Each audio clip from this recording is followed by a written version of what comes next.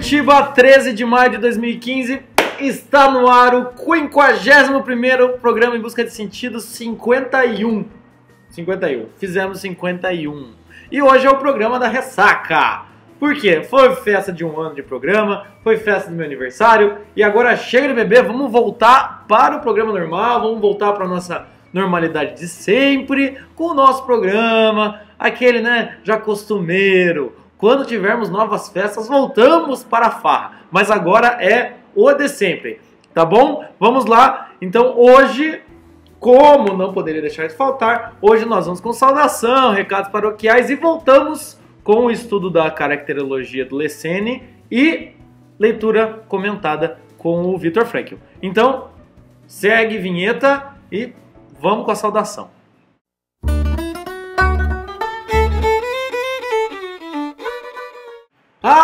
Saudações de hoje na caderneta, grande caderneta. Vamos lá. Para quem que eu vou mandar beijo e abraço? Presta atenção. Maria de Carvalho, Luana Munarini, Letícia Barbano, Caroline Weiser, acho que é assim que fala seu nome, a Rene, Renata de Túlio Monteiro, Caio Carvalho, Fábio Lunardi, Leandro Fonseca, Mariana Hoffman, Diego Carvalho, Gabriel Brescansim, alguma coisa assim, Matheus Schilminek, Júlia Stephanie Silva, Cíntia Tonani, Michael Faraday. Um beijo especial para Camila Marques, para Amanda Elisa, Pedro Costa, Luísa Varela, Valbitar, Sérgio de Souza do Camponês. Para o Chico, eu já falo um pouco mais de você. Para o William, para minha mãe e para meu pai, um beijo para vocês. Para a Duda de Recife, a Lidiana e o João Paulo de Recife também. Essas são as saudações de hoje. Agora, quase me acertei com a própria caderneta. Agora a gente vai para os avisos paroquiais. Presta atenção que tem coisa muito boa por aí.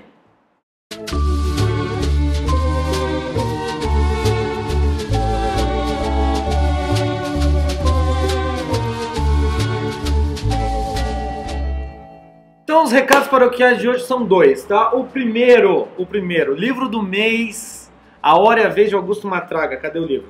Calma aí, espera um pouco. Livro do mês, opa! Livro do mês está aqui. A Hora e a Vez de Augusto Matraga. Leia este livro, tá bom? Era para ser hoje, mas com tanta festa não deu tempo. Eu vou fazer um programa especial do livro, tá? Então vai ter o programa, esse é o programa 51, vai ter o 52, 53 e uma dessas semanas vai ter um programa especial só sobre Augusto Matraga. Então leia, tá bom, gente? Não deixe de ler. É muito bom e é muito curto. Outro recado que eu tenho para dar, calma aí que coçou as costas. Outro recado que eu tenho para dar é sobre o Chico. O Francisco Escorsim, meu amigo, está dando uma aula gratuita para vocês.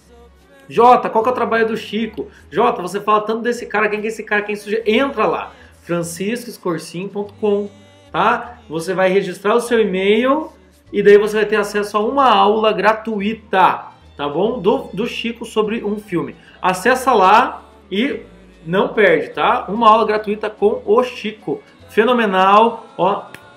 Selo de aprovação do Em Busca de Sentido, com toda certeza. Maravilha? E também queria dar um recado paroquial que minha avó fez 86 anos, dia 10. É muito aniversário. E eu queria mandar um beijo, avó Cabrita, um beijo especial para você, tá? E ela fez 86, continua costurando e continua maravilhosa como sempre. Então um beijo para você, vó. Se cuida aí em Mandaguaçu ou aonde você estiver, tá bom? Então beleza, gente. Hoje então esses foram os avisos paroquiais, livro do mês, aula do Chico, beijo para minha avó. E agora a gente vai para a psicologia explicada. Hoje a gente vai continuar com o estudo do René Lessene. Então vai vinheta, vai aquele resuminho de sempre e a gente já volta, beleza? Acompanha aí.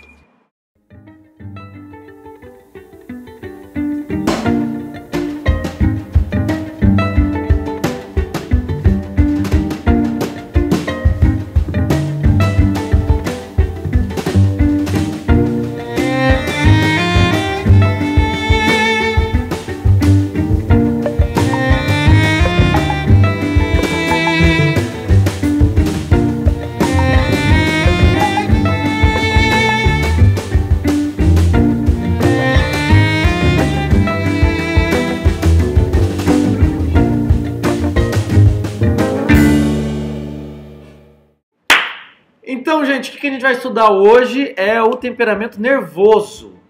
É o nervosinho? Não, não, gente. O temperamento nervoso é um nome que é dado para um temperamento, tá bom? Segundo Lessene. O que o nervoso é? Ele é emotivo, não ativo e primário. É o primeiro não ativo que a gente vai estudar hoje, tá bom? Hoje não, nesse estudo todo é o primeiro não ativo que a gente vai ver dos 8 temperamentos.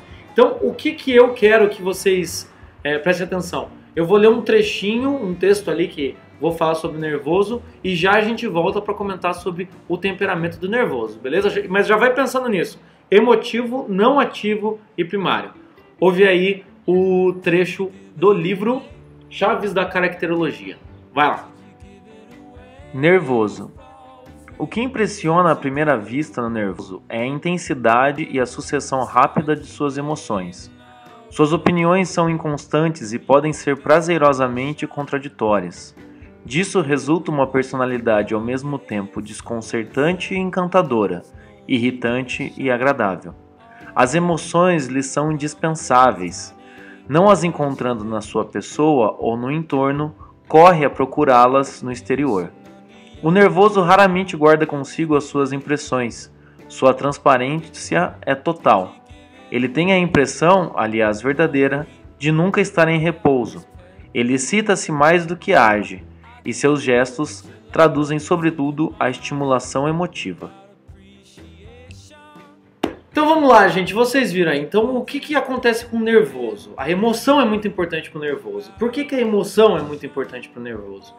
Porque ele é emotivo não ativo e primário, ou seja, o que realmente influencia na vida dele é a emotividade mesmo. É como se, não tendo atividade, o que importa é a emoção. O que importa é aquele sentimento, né? Quando quando o nervoso sente alguma coisa, aquilo é importante para ele, aquilo motiva ele a fazer alguma coisa, né? Um exemplo de nervoso, até que o Bachelard, é isso? O Gaillard, o Roger Gaillard fala, um exemplo de nervoso é o Allan Poe, é o nervoso, o Chopin é nervoso e o Mozart também é nervoso, tá? Quem assistir lá o Amadeus, aquele filme do Mozart, vai ver que lá tá lá o temperamento do nervoso, ou seja, uma pessoa que está sempre precisando de emoção, precisando de emoção, precisando de emoção. O que acontece com o nervoso é o quê? Além de então ele precisar de emoção, às vezes ele é muito impulsivo. Ele muda com muita frequência as suas vontades, os seus gostos, né? Então, até eu falei antes, né? Ele é inconstante, né? E as suas opiniões são inconstantes e podem ser prazerosamente contraditórias. Ou seja, a emoção tem uma força muito grande no nervoso. O nervoso, dentro dos temperamentos, né? O que ele faz é o quê? Ele reage. Ele tem a reação, né? Ele tanto reage e ele tanto tem essa impulsividade e essa vontade de sentimentos que o valor dominante do nervoso é o quê? O divertimento, tá? Então o nervoso é aquela pessoa que, quando ela pode vivenciar, ela vai vivenciar uma situação, mesmo que na sequência tenha uma situação completamente contrária, mas com a mesma intensidade, né? E ele fala aqui, né, que ele tem a impressão, aliás, verdadeira, de nunca estar em repouso, né? Ele excita-se mais do que age, então ele é agitação. E o que é o divertimento, se não a agitação? Então o temperamento nervoso é a pessoa que se agita e se agita, certo? O Berger vai falar no livro dele ali, o Tratado Prático de Análise do Caráter, ele vai falar que o nervoso, ele cria duas coisas. Primeiro, máscaras, é uma coisa que o nervoso precisa criar, e segundo, um refúgio, tá? Por quê? Se o nervoso ele é muito excitável, as emoções dele são muito excitáveis, ele sempre está procurando tudo isso, ele quer descansar, então às vezes ele busca um refúgio, né? E como ele muda de opinião muito rápido, ele tem várias máscaras. Ele é uma pessoa que, por ser assim, muito impulsiva, às vezes muito dinâmica, não na questão da ação. Passou um motoqueiro.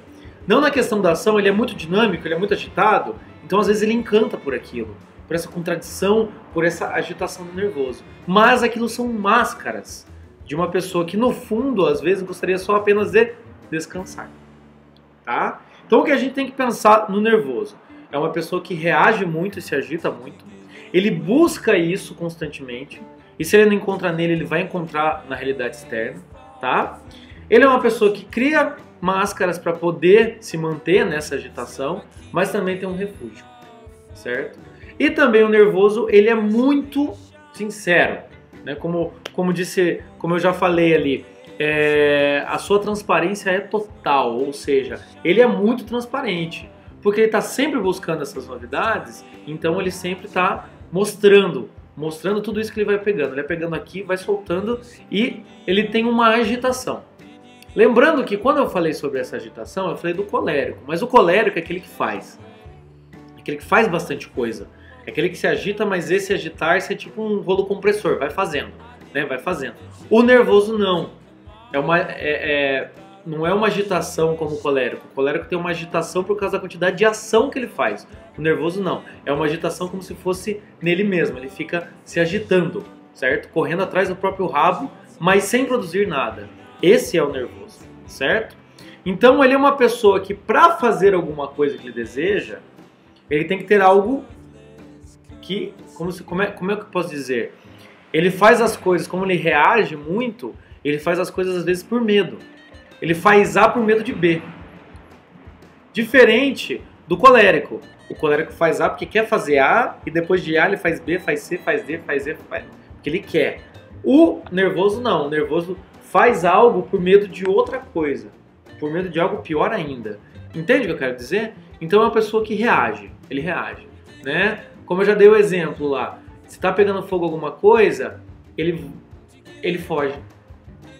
Que aquilo assusta ele não consegue ir em direção ao fogo para apagá-lo ou tentar resolver, ele foge. Ele vai para o divertimento, ele vai para a fuga, certo? E nessa fuga, claro, né, todos os temperamentos têm isso. E nessa fuga, nessa dinâmica interior, acaba construindo algumas coisas, né?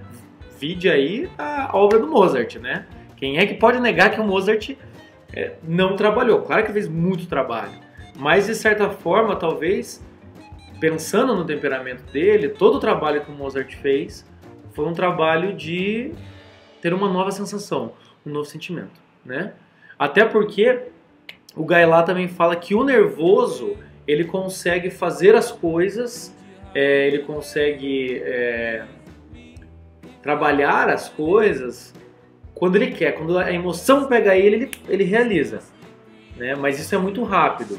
Ele pode desistir no dia seguinte, né? Então a gente pode pensar nesse sentido. O nervoso produz às vezes, mas no sentido de o que faz motivar ele é a emoção, não é a atividade em si, como o passional, como o colérico, como os ativos, não. O que faz o nervoso trabalhar é a emoção, e às vezes isso pode ser muito rápido. Tá bom? Então esse foi o temperamento nervoso. A gente já viu o passional, o colérico, estamos no nervoso. Semana que vem vai ser o sentimental. Tá? Vamos ver como é que vai ser o sentimental. Vai pensando aí, você acha que você é nervoso? Conhece alguém que é nervoso? Dentre esses três que eu mostrei, qual que você acha que você é mais parecido? Tá? Ou então você não se enquadrou em nenhum? Vai pensando, semana que vem a gente volta. E agora vamos com o leitura comentada, com mais um trecho do Viktor Frankl. Vai, vinheta.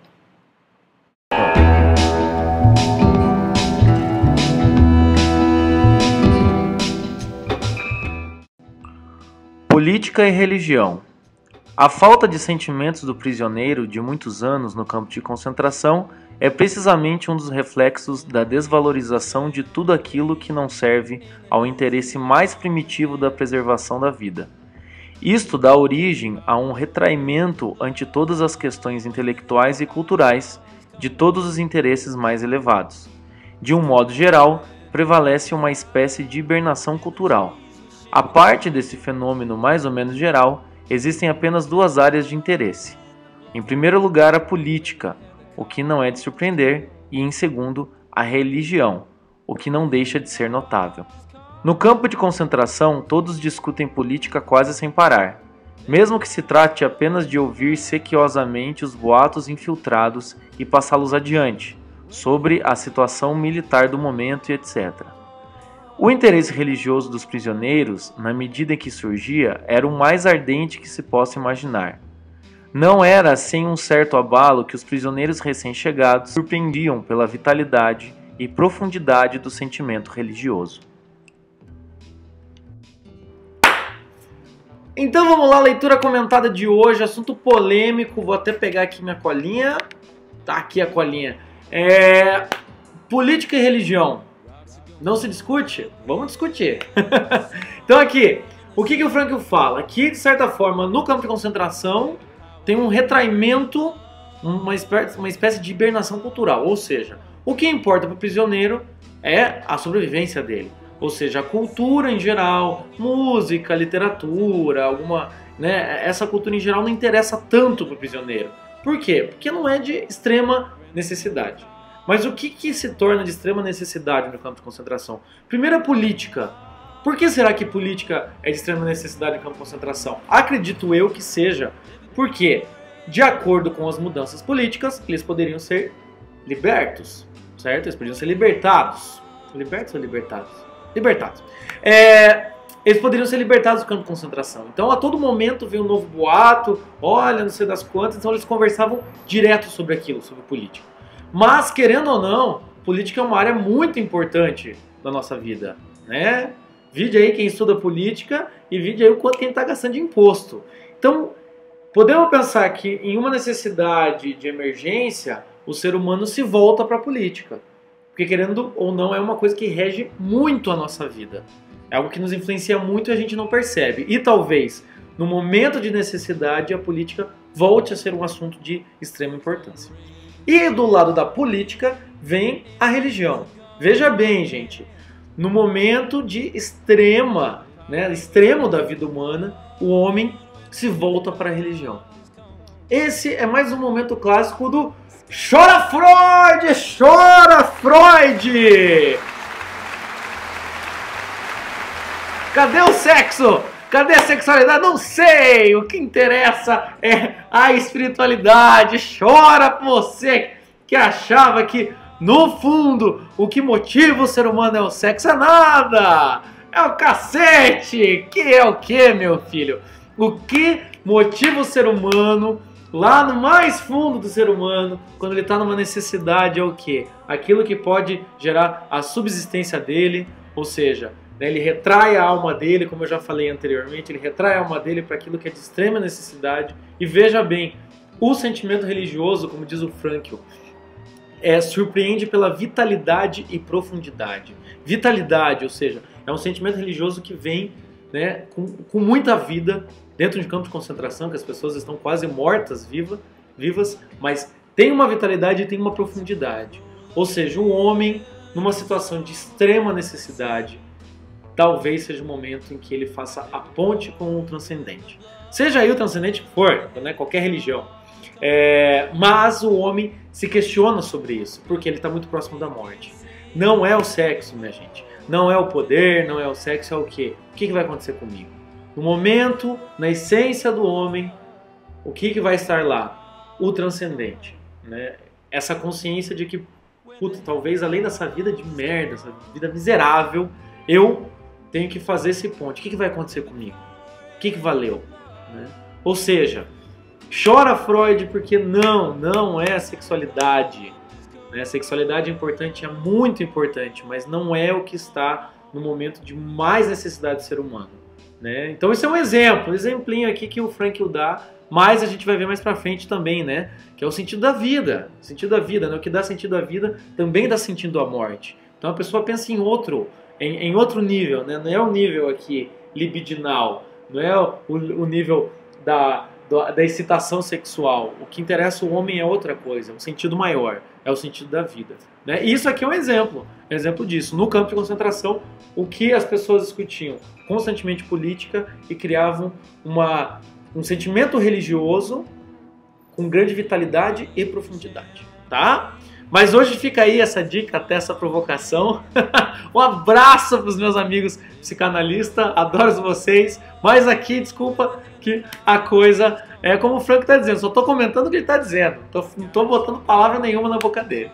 Tá? Mas, gente, muito obrigado. O programa, antes que vire polêmica, acaba por aqui. E a gente volta na semana que vem com o programa 52. Tá bom? Eu sou o J. Borgognoni, acaba de acabar o programa 51 do Em Busca de Sentido. Você me encontra no facebook.com/Em Busca de Sentido Radiovox Em Busca de Sentido, radiovox@gmail.com.